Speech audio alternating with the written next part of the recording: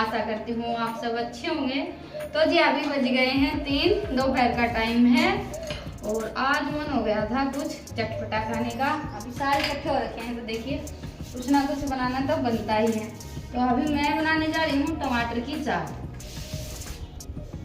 इसमें यह है कि इतना ज़्यादा ताम झाम भी नहीं करना पड़ता है और ये आलू टमाटर दोनों चीज़ें घर पर थी तो बस मैंने आलू उबाल लिए हैं और टमाटर काट लिए हैं। अभी झटपट अपनी पहले चाट बनाकर तैयार कर लेते हैं और गैस को निकाल लिया है बाहर।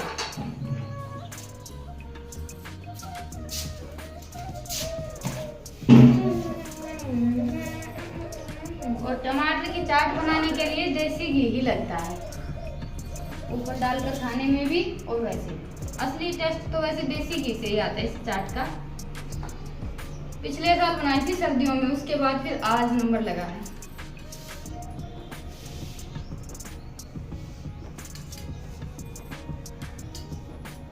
और पहले मैं बनाने वाली थी ब्रेड के पकोड़े, लेकिन गर्मी ज़्यादा थी ना इसलिए दोपहर को किसी का मन नहीं किया ब्रेड के पकोड़े खाने का। तो आलू उबले रखे थे तो मैंने सोचा चलो टमाटर की चाट बना लेते हैं। और सर्दी हो या गर्मी चटपटी चीज़ें तो देखिए हर मौसम में अच्छी लगती है और सबके साथ बैठकर खाने का तो अपना ही एक मज़ा है।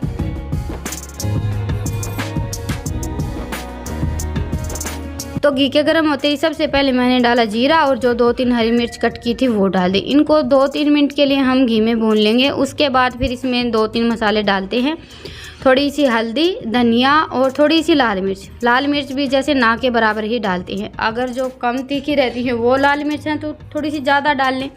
इससे क्या होता है कि हमारी चाट का रंग थोड़ा सा अच्छा आ जाता है। मिर्च कम रहती हैं तो इतना ज़्यादा अच्छा रंग नहीं आता है क्योंकि गर्मियों में इतने ज़्यादा अच्छे टमाटर भी नहीं मिलते हैं।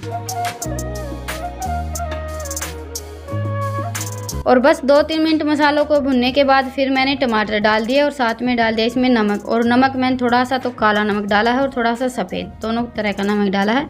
बस अच्छे से मिक्स करने के बाद इसमें हम जैसे आधी गिलासी के आसपास पानी डाल देंगे और टमाटरों को ढककर छोड़ देंगे पकने के लिए।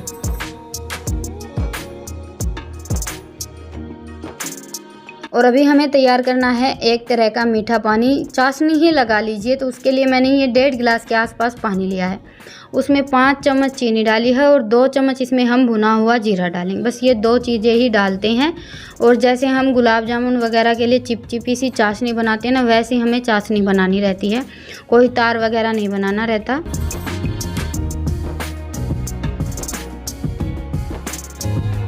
और बस अभी मीठा पानी हमारा तैयार हो गया है। इतनी देर में टमाटर भी अच्छे से पक गए हैं। गैस को मैंने थोड़ा सा धीमा कर दिया था और अभी इसमें ये उबले हुए आलू डाल देंगे और इनको अच्छे से मिक्स कर लेंगे। और ये काम घोटने से ज़्यादा अच्छे से हो पाता है, कड़छी से नहीं बनेगा क्योंकि जितने भी मिर्च मसाले टमाटर आलू जो चीज़ें हमने इसमें डाली हैं सबको हमें बड़े ही अच्छे से मिक्स करना रहता है।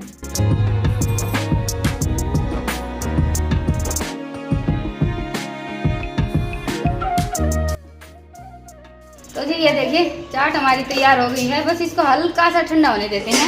वैसे तो देखिए गरम गरम टमाटर की चाट गरम गरम ही खाने में अच्छी लगती है, तो इसको इतनी ज़्यादा ठंडी तो मैं करूँगी नहीं। पर यह है कि गर्मी का मौसम है तो 5-10 मिनट के लिए लग देते हैं। और बाकी की कुछ तैयारी करनी नहीं रहती इस चाट के लिए, तो ज़्यादा से ज़्यादा बस 20 मिनट ही लगी है। 20 मिनट में ये हमारी स्पेशल चाट बनकर तैयार हो गई है। और अभी चला लेते हैं पंखा। गैस के चलते पंखा बंद रखना पड़ता है।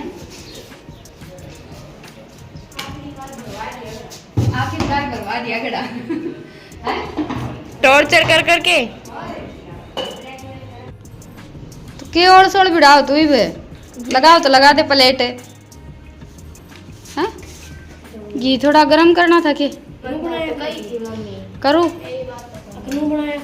करूँ के कर लो भाई चाट। और बस अभी चाट की प्लेट लगाने का काम हमेशा की तरह मैंने रितिका को सौंप दिया। आज मैंने प्लेट लगाई ही नहीं क्योंकि मुझे करना था अभी अपना काम और ये अपने हिसाब से प्लेट लगाकर तैयार कर लेंगे। वैसे भी देखिए इस चाट में इतने ज़्यादा मिर्च मसाले तो डालते नहीं हैं, थोड़ा सा भुना हुआ जीरा, लाल मिर्च, नमक और थोड़ा सा चाट मसाला, बाकी थोड़ी सी भुजिया डाल लेंगे। 2 चीज़ें स्पेशल हैं, मीठा पानी और देसी घी, जिससे कि इस चाट का असली टेस्ट आता है। और घर पर बना रहे हैं तो हम अपने हिसाब से ही प्लेट लगाकर तैयार करेंगे। तो बस अभी चाट मैंने बना कर रख दी थी, बच्चों ने खा ली है और उसके बाद फिर मैं तो लग गई थी अपने काम पर। आज हमें लगाना है बाबा हनुमान का रोट। तो उसके लिए सबसे पहले तो जैसे आटा नाप लेते हैं, तो 3 किलो आटा चाहिए रहता है।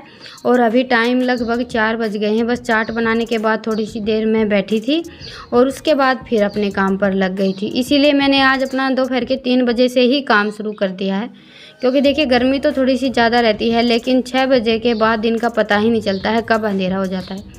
और प्रसाद वगैरह हमें बांटना रहता है, तो यह कि खाने के टाइम से पहले ही बनना चाहिए। तो अभी 4 बजे के आसपास मैंने अपनी तैयारी शुरू कर दी है, क्योंकि थोड़ी बहुत तैयारी हम अंदर देख लेंगे, बाकी तब तक बाहर भी थोड़ा सा मौसम ठंडा हो जाएगा। तो गैस पर तो मैंने दाल रख दी थी बनने के लिए, चने की दाल बनाएंगे। हांडी वगैरह में तो बनाई नहीं, क्योंकि बाहर बड़ी तेज़ की धूप थी और आरा वगैरह लगाने का काम भी नहीं हो पाता। तो मैंने सोचा चलो गैस पर ही बना लेते हैं, और दाल बनकर तैयार होगी तब तक मैं ये आटा लगा कर तैयार कर लेती हूँ। बाकी मैंने तो चाट खाई नहीं थी, इन सब ने खा ली है और काफ़ी पसंद आई थी। और देखिए आज मैंने ये जो चाट बनाकर तैयार की है ना, इसमें मैंने लहसुन प्याज भी नहीं डाला था। वैसे ये चाट आप बिना लहसुन प्याज के बनाइए तब भी खाने में काफ़ी अच्छी लगती है। और कभी कभी ऐसा होता है, या कई कई घरों में भी लहसुन प्याज नहीं खाया जाता है, तो ये काफ़ी अच्छा ऑप्शन है कुछ भी चटपटा खाने का मन करे तो। क्योंकि ज़्यादातर चाट तो ऐसी रहती है जिसमें प्याज और टमाटर वगैरह डाले बगैर बनती ही नहीं है। तो इसमें टमाटर तो वैसे हम डालते ही हैं, लेकिन ये है कि बिना लहसुन प्याज के भी अच्छा टेस्ट आता है।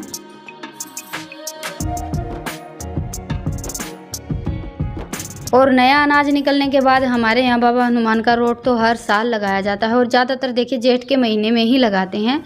तो वैसे तो मुझे पता नहीं है, लेकिन चांदन में लगाया जाता है मावस के बाद। तो अभी मंगलवार है, हो सकता है अगले मंगलवार तक मैं अपने मायके चले जाऊं, तो मैं सोचा चलो इस मंगलवार को ही लगा देते हैं। और वैसे भी देखिए किसी भी देवी देवते के लिए हम कुछ भी करते हैं ना, तो उसमें हुक्म की भी बात रहती है। देवी देवता हमें बोलता है ना, तभी काम बन पाता, नहीं तो कई बार हम सोचते रहते हैं फिर भी वो काम नहीं हो पाता है। तो भगवान के लिए तो कुछ भी करने के लिए हमारी श्रद्धा और भगवान की मर्जी दोनों ही शामिल रहती हैं। तो जी बस अभी मैंने चूल्हे की लिपाई पुताई कर ली है, और उसके बाद मेरा काम शुरू हो गया है मोटी मोटी रोटियां बनाने का, क्योंकि रोटियां बनाने में भी 1-1.5 घंटा तो लग ही जाएगा। और इन्होंने भी अपना काम संभाल लिया है। ये अभी बना देंगे चूरमा, और थोड़ा सा ज़्यादा चूरमा बनाना रहता है ना, तो उखड़ मुसड़ में ही बना लेते हैं। उखड़ मुसड़ वैसे पत्थर का जो उखड़ रहता है उसको बोलते हैं, इसको तो इमामदस्ता बोलते हैं, उखड़ी मुसड़ी भी बोल देते हैं। और पत्थर का जो उखड़ मुसड़ है उसमें ये तम्बाकू कूटते हैं। तो ज़्यादातर हमें खाने के लिए कुछ भी बनाना रहता है तो हम इसी में बना लेते हैं। तो बस अभी मैंने रोटियां बना दी हैं, और साथ के साथ इन्होंने ये रोटियां कूट कर तैयार कर दी हैं। साथ के साथ हम गरम गरम रोटियों का चूरमा बनाते हैं, तो देखिए बड़ा ही अच्छा बनकर तैयार होता है। थोड़ी सी मोटी मोटी रोटियां हों और गरम गरम ही कूट लें, तो चूरमा का बड़ा ही अच्छा टेस्ट आता है। तो बस अभी सारी रोटियां कूट ली हैं, मीठा भी मिक्स कर लिया, और अभी इसमें डाल लेते हैं घी। तो जी बाबा हनुमान के रोट के लिए हमें कुल 5.25 किलो चूरमा बनाकर तैयार करना रहता है। तो उसमें हम 3 किलो तो जैसे गेहूं का आटा लेते हैं, और उसमें 2 किलो हमने मीठा डाला था, और 250 ग्राम घी। तो ऐसे करके 5.25 किलो वज़न हो जाता है। वैसे गुड़ डालते हैं तो 1.5 किलो भी डाल देते हैं, 3.5 किलो उसमें हम आटा ले लेते हैं। लेकिन आज मैंने देसी खांड डाली थी, क्योंकि गर्मी बहुत ज़्यादा है और देसी खांड हल्की सी ठंडी रहती है। तो सोचा कि गुड़ तो गर्मियों में वैसे ही बहुत ज़्यादा गर्म रहता है, तो खांड डाल लेते हैं। तो बस अभी हमारा चूरमा भी बनकर तैयार हो गया है, और साथ में मैंने दाल में तड़का भी लगा दिया है।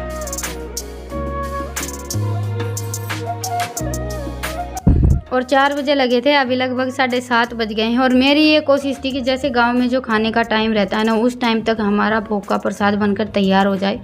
तो जी बस अभी हमारा प्रसाद बनकर तैयार हो गया है। अभी कर लेते हैं सबसे पहले तो पूजा, क्योंकि हमारे यहाँ नया अनाज निकलने पर सबके घरों में रोट लगाया जाता है। तो खाना खाने से पहले अगर प्रसाद घर पर पहुँच जाता है तो सब बड़े ही चाव से खाते हैं। खाना वाना खाने के बाद तो पहुँचाएं या ना पहुँचाएं कोई फ़ायदा नहीं रहता, फिर तो सुबह तक रखा ही रहता है। तो बस अभी पूजा हो गई है।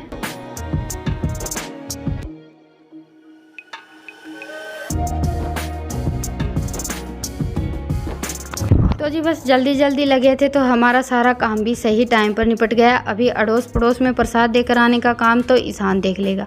तो यहाँ पर तो ईशान देकर आएगा प्रसाद। बाकी जैसे हमारा आधा परिवार तो गांव के बीच में रहता है, वहाँ पर तो बाइक से जाना पड़ेगा। अभी फ़िलहाल मैंने इनको खाना खाने के लिए बोल दिया है, क्योंकि गरम गरम दाल चूरमा खाने में बहुत ही ज़्यादा अच्छा लगता है। और जाने के बाद ये टाइम थोड़ा सा ज़्यादा ही लगा देते हैं, क्योंकि देखिए रोज़ रोज़ तो जा नहीं पाते हैं, सब ऐसे ही अपने काम में लगे रहते हैं। और कभी कभी जाते हैं तो टाइम थोड़ा सा ज़्यादा लग जाता है। और अभी ये तो गए नहीं थे, अरुण और ईशान ही चले गए थे प्रसाद देने के लिए भी। और देखिए घर में चाहे कोई भी सब्जी बनी हो, चूरमा का असली टेस्ट दाल के साथ ही आता है। तो इसलिए मैंने दाल भी थोड़ी सी ज़्यादा ही बनाकर तैयार की थी। तो बस अभी इनके जाने के बाद मैं भी खाना वाना खाऊंगी। रितिका की बुआ जी का खाना अभी चल ही रहा है। बातें करते करते टाइम का पता ही नहीं चलता है, ऐसे ही टाइम निकल जाता है। तो खाना वाना खाने के बाद फिर अभी बारी आती है बर्तन साफ़ करने की। सारे के सारे बर्तन मैंने बाहर ही इकट्ठे कर लिए हैं। आज बर्तन भी थोड़े से ज़्यादा थे और बाहर मौसम भी ठीक ठाक रहता है रात के टाइम पर। देखिए दोपहर को तो किचन में अंदर जैसे बर्तन वगैरह साफ़ करने ही रहते हैं, रात को बाहर खुले में बैठकर काम करने का अपना ही एक मज़ा रहता है। तो बस अभी मैं बर्तन साफ़ करूँगी, तब तक जैसे ये भैंसों को नहला धुला देंगे। और अभी डैनी का भी नंबर आ गया। वैसे ये नहाने में बहुत ज़्यादा डरता है और इसको सुबह शाम दोनों टाइम नहला ही देते हैं, क्योंकि गर्मी सबसे ज़्यादा लगती है इसको। और रात को सोने से पहले एक बार हम जैसे भैंसों को पानी भी पिलाते हैं और नहलाते भी हैं। गर्मियों में ये भी डेली की रूटीन रहती है हमारी, क्योंकि हम भी तो नहा धोकर सोते हैं।